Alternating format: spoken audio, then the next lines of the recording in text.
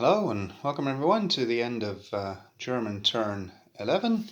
And actually German turn 11 brought the end of the game with it because the Germans got to 36. Yeah, there is no 36, but okay, they reached 36 victory points. I'll tell you how that went, and then I'll record a separate video with an evaluation of this particular playtest and some changes I might make, or actually I think I've made most of them already during the process. If you watch the other videos I've made on this scenario, you will actually see what those were, but I'll summarize them a bit in the evaluation.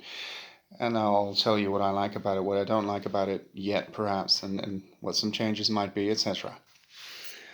So I guess a review of my own scenario. But again, I'm still playtesting, so things are still, things could still be changed. Okay, so here the Germans played 3 in the center and 1 on the move. They moved these 2 units so as to make it possible for reinforcements to enter. This tank unit took out the cavalry unit. This one forced that tank unit to retreat.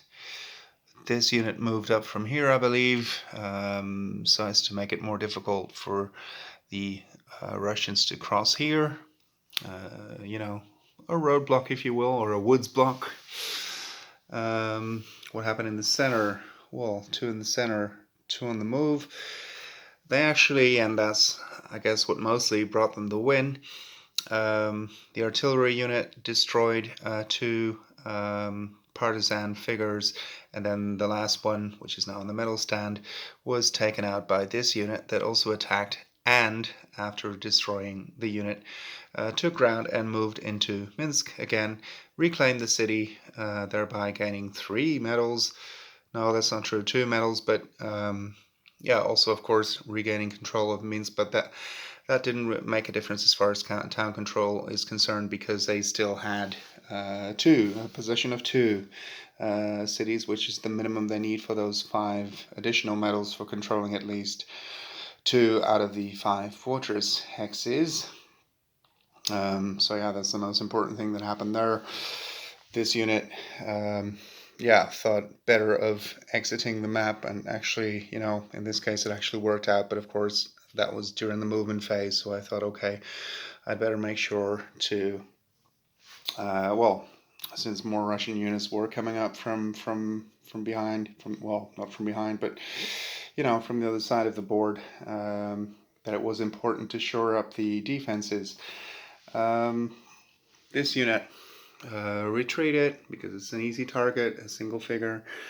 And over here, that was the last point that was needed.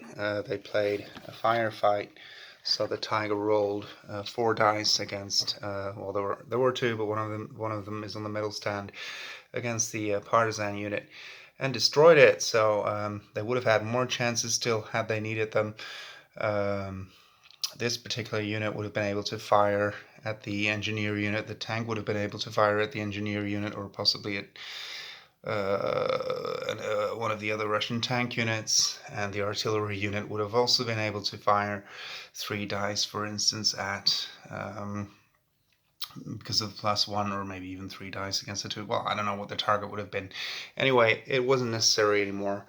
It's come to a German win after 11 turns. Again, the turns aren't important after you actually, after the Germans have rolled below the current turn number, which lifts the restrictions on backward movement and everything that are in place. I